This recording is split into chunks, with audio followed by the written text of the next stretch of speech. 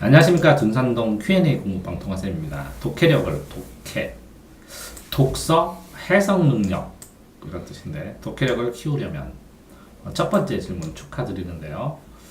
안녕하세요. 네, 안녕하십니다. 중3 남학생이시고요. 1년 후에 고등학교 가네요.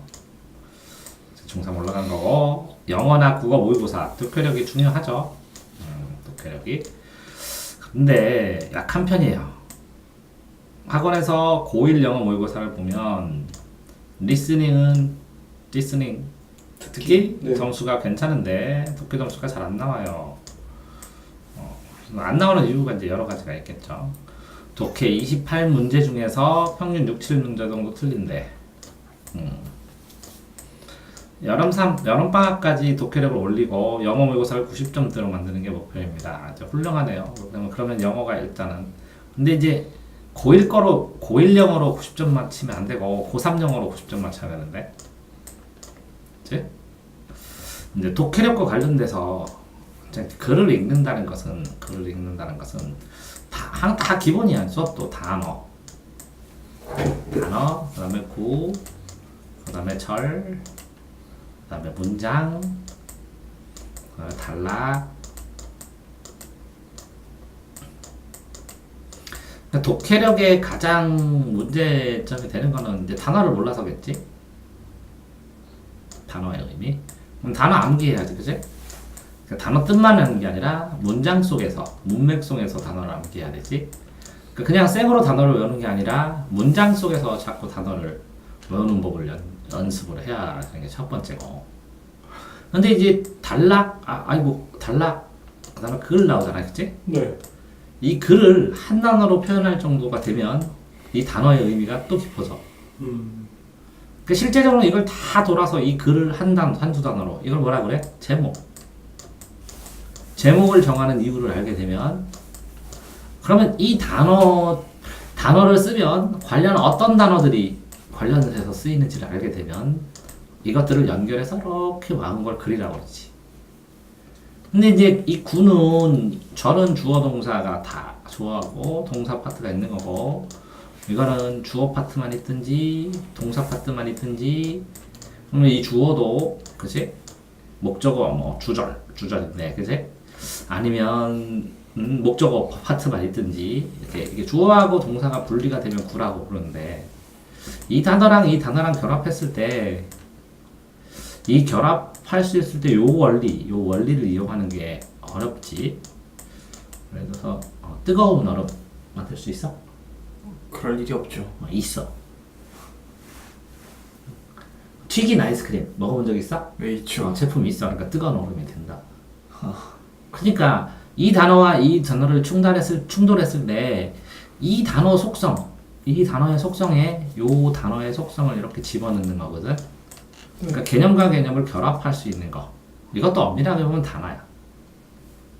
근데 어쨌든 이 피수식어와 수식어, 이게 수식당하는 거하고 이게 피수식어, 수식당하는 거하고 수식하는 거하고의 관계. 그러면 예를 들어서 사과도 벌레 먹는 사과, 움직이는 사과, 뛰는 사과 했을 때 이 사과를 주변에다가 관련된 개념을 연결시킬 수 있는 능력이 엄밀하게 보면 창의력이라고도 할 수 있어. 그렇게 해서 단어고 이것도 단어의 확장이거든. 네.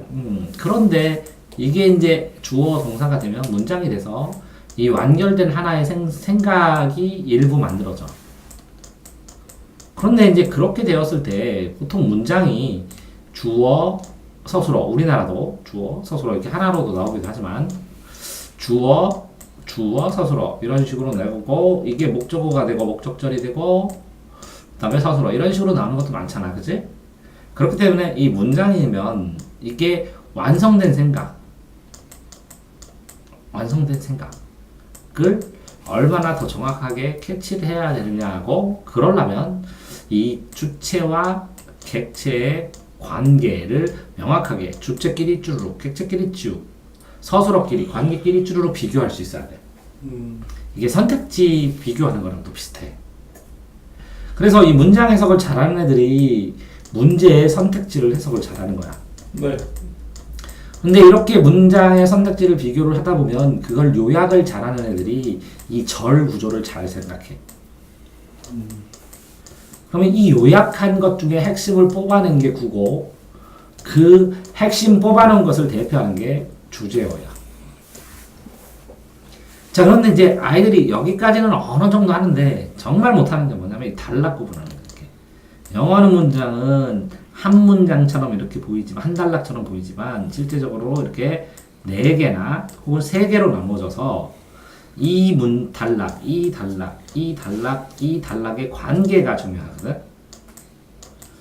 주제를 쓰고 예시를 하고 주제를 쓰고 예시를 하고 그렇게 됐을 때 이 추상적인 주제를 구체적으로 어떻게 표현하는 걸 보고 추상성을 구체 속에서 보완하고 구체적인 걸 보고 추상적인 걸 마무리를 하고 해내게 가야 되는데 이럴 때 이거 전 단계를 못해. 그러니까 요 문장과 이 단락 안에는 2문장이나 3문장이 있는데 요 문장 간의 상호관계를 하려면 또 이 안에 있는 핵심 단어를 뽑아가지고 상호관계가 주제를 쓰고 설명을 하기도 하는데 요 3개를 연결해서 했을 때 굉장히 어렵게 생각하지 애들이. 그래서 여기 있는 단어들을 이렇게 중요한 걸 다 연결해가지고 주제를 뽑아내는 건 애들이 막 쥐약처럼 힘들어하지. 응? 이해되세요? 네. 그러니까 이 단락 구조, 그 단락을 만드는 구조, 예시를 어떻게 되고, 부가를 어떻게 해야 되고, 첨가를 어떻게 하고, 설명을 어떻게 하고, 대비를 어떻게 해야 되고, 이거를 알게 돼야 되고, 이걸 알게 되면 이제 전체적인 글을 쓰는 방법, 실제적으로 독해력을 키우려면, 독해력은 읽기인데, 역으로 쓰기를 배우면 독해력이 늘어나는 경우도 되게 많아. 그래서 한 달에서 3달 정도는 논술을 배울 만도 해. 독해력을 높이려면. 방학 동안에. 왜? 글을 쓰는 원리에 따라서 이렇게 쓰여졌으니까 그걸 이렇게 읽으면 되는 거거든. 그러니까 결국은 본인이 글을 쓰는 원리, 이게 장문이거든. 화장문에서. 이 장문의 원리를 명확하게 이해하면 이 글을 이렇게 쓰였으니까 그거에 따라서 쓰는 원리에 따라서 읽을 수가 있게 되는 거거든. 네.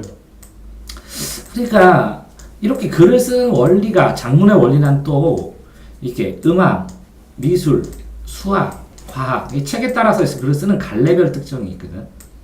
그러니까 시, 소설, 수필, 희곡이 갈래별 특성이 있는 것처럼 네. 이 과목 비문학도 과학, 수학, 그 다음에 예술 쓰는 방식이 어느 정도 유사한 방식이 있거든. 그래서 이 유형, 갈래 유형의 특징을 기억을 하고 글을 읽을 때마다 이 갈래의 특징은 뭐니까 이걸 어떤 구조로 썼고 요거의 주제를 숨기는 방법, 주제를 표현하는 숨기는 방법은 어디고 주제를 빨리 찾는 방법은 어디다 라는 걸 알게 되면 독해력이 좀 늘지. 그러면 결국 여기에서 또 본다면 이 단어는 왜 아이들이 단어를 힘들어하냐면 첫 번째 단어만 외워보면 간단하게 문맥적으로 쓸 때는 1차적 의미가 아니라 2차적 의미를 나오거든. 그러니까 우리도 손 씻다 그럼 그냥 손을 씻은 건데 도둑이 손을 씻다 이렇게 주어 서술로 해서 문장 안에 들어가면 도둑질을 끊다 이렇게 나오잖아. 이런 것처럼 2차적 의미는 문장 안에서 해석해야 되는데 이 완성된 문장 안에서 이게 기준이거든. 완성된 문장 자체가. 근데 아이들이 단어만 생각하니까 안 떠오르는 거야. 그러니까 뭐라고? 문장 안에서 스스로 그 단어를 뜻을 유추해서 해석하는 걸 많이 알아보고 선생님들이 강제로 그냥 해석을 해주니까 본인의 능력이 없는 거야. 이 1차적 의미를 2차적으로 해석하면 이런 뉘앙스로 해야 되겠다라는 능력이 줄어든 거야. 두 번째는 그렇게 해석했을 때 요 개념하고 요거를 설명을 해줬는데 요 안에 이걸 중첩시키는 능력이 있어야 되거든. 네. 근데 중첩시키지 못하고 이걸 따로따로 기억하니까 기억할 게 되게 많은 거야. 그 다음에 문법은 어느 정도 해서 이 문장 구조, 이게 주어 서술어가 이렇게 되는구나, 이게 주어고 이게 목적어고 이게 서술어구나 라는 기본적인 어법이 있어야 되는데 어법이 모자라니까 정확하게 수식관계를 해석을 못하니까 엉뚱하게 해석을 하는 거야. 그 다음에 실제적으로 이제 노력을 안 하는 건 이런 거. 그래서 내가 한글 해석을 한글 영어 해석을 이렇게 끊어서라도 나눠서 뭐라 그랬지 이렇게. 네. 나누다 보면 이걸 빨리 나누는 방법은 단락 문장과 문장을 연결시킬 때 표지어 연결어라고 그러지 그지? 표지어 연결어. 이 표지어 연결어에는 접속사도 들어가고 지시어도 들어가고 결론적으로 말하면 뭐 이런 것도 그러나 이런 것도 이렇게 나오거든.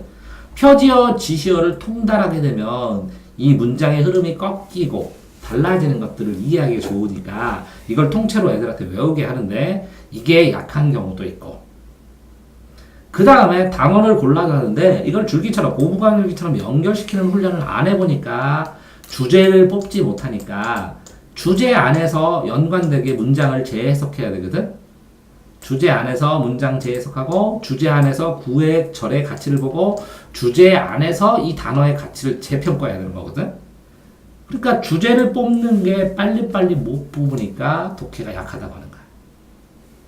자, 그러니까 글을 쓸 때는 이 주제를 구현하는 거거든. 이 주제를 어떤 식으로 구현하는 방법이 뭐냐? 이게 뭐라고? 이 단락과의 관계야. 주제를 구현하는 방법. 그 방법에 따라서 단락을 구성하면 그 단락에 필요한 한 문장과 관련된 문장을 연결해서 써놓고 그 문장을 쓰면서 필요한 구를 찾고 그거와 관련된 단어들을 동원하지. 그러니까 결국은 아이들이 이렇게 단어 공부하고 구절 공부하고 문장까지는 무난하게 공부를 하는데 실제적으로 이 단락 구조하고 글 쓰는 주제의 관련성을 익혀서 거꾸로 이걸 이렇게 역으로 적용을 안 해보니까 더 이상 들지 않는 거야, 독해력이. 그래서 상위 수준 할 때는 등급이 낮은 애들은 단어 외우라고 선생님들이 억지로 시키는데 이건 저절로 되고 상위는 구절도 해석이 되고 어법도 어느 정도 되기 때문에 상위 수준에서는 요거를 설명을 해주는데 요 내용 그러니까 1등급 애들, 2등급 애들 수업하는 거 보니까 영어는 하나도 안 하고 요 배경 지식만 설명을 하더라고. 그러니까 국어 수업하고 별 차이가 없어 보여. 그런데 배경식 설명하면서 간혹 특이한 어법이나 문법 구조만 딱 설명해주고 넘어가더라고. 이해되세요? 네. 이 배경식을 기피하면서 이 문장을 구와 절로 변형 문제가 그렇잖아요. 이렇게 나왔을 때 이 구를 줄여서 요거는 빼고 요거 동환하고 여기다 새로운 문장 쓰고 이어서 다른 문장 쓰고 이렇게 만들거든. 이거 있던 문장, 이거 있던 문장. 근데 있던 문장의 반절. 이렇게 변형 문제를 만드니까 이거를 문장뿐만 아니라 구와 절로 다 잘라서 그 사이사이에 자 그러니까 이렇게 되죠. 1번 이 단어가 있으면 2차적 의미 그러니까 단어를 더 폭넓게 공부했는가 문장 속에서. 자 2번 이 단어와 단어 사이에 있는 이 단어. 자 예를 들어서 맛있는 우유 그랬을 때 이 맛있는 우유인데 어떤 게 맛있는 거야? 우유가 맛있으려면 어떤 종이야? 이런 것처럼 요 사이에 이 개념을 충돌했을 때 뉘앙스의 차이. 또 3번. 그러니까 문장 구조를 만들었을 때 이 문장과 다음 문장 간의 관계, 그 다음 문장 간의 관계. 그러면 4번. 이렇게 해서 이 전체 단락과 이 세 개의 묶은 단락과 그 다음 단락과의 관계. 자, 또 뭐예요? 이 문장과 이 문장에 이거를 뭐라 그래요? Between the line, 행간의 뜻을 읽으라고. 행간의 뜻. 이거는 뭐예요? P와 Q, P면 Q이다 했을 때 Q는 크고 P는 작거든요. 네. 그랬을 때 이거는 뭐라고요? 단어의 범주를 다룰 수 있다는 거예요. 범주. 그러니까 기초가 있으면서 기초를 통해서 단어의 범주를 다루고 그걸 행간의 뜻을 읽어가면서 단락 구조를 나누는 이유를 생각을 하면서 그 이유가 통째로 뭐라고? 주제에 어떻게 뒷받침됐고 주제에 어떻게 효율적으로 했고 그래서 이 주제가 여기에 이런 단어를 힌트로 이런 주제를 빨리 찾았다면 이 주제를 확정된 걸 가지고 이걸 처음부터 다 재해석해야 된다 이렇게까지. 그래야 정확하게 엄밀하게 독해를 했다고 하는 거야. 그러니까 영어 문제풀이 스킬을 가르칠 때는 이 주제를 빨리 찾는 법을 가르친다고. 그러면 이 주제를 빨리 찾으려면 주제를 나타내는 표지어가 있어. 결론적으로 하면 뭐 하면 확실하게 그지? 당연하게. 그다음에 주제와 반대되는 것도 있어. 일반적으로 말하면 그럼 주제 아니지. 네. 일반적인 말하는 거에 문제점을 해결하는 거. 개별적인 게 주제지. 그 처음에 일반적으로 말하면 보통 사람들은 이렇게 하지만 근데 이거는 이렇게 한다 이렇게 나오잖아. 네. 그런 말을 진행하는 이 주제를 진행하는 구조 이거를 자기가 자꾸 찾아놓고 이걸 노하우를 누적시켜야 된다는 거지. 근데 이 진행하는 구조가 뭐에 따라 다르다고 했어? 글의 갈래에 따라, 심지어는 글의 주제에 따라, 심지어는 글의 소재에 따라서 이런 주제와 이런 소재는 이런 전개 방법이 적당해 라는 걸 사람들은 알고 있어. 많이 쓰는 사람들은.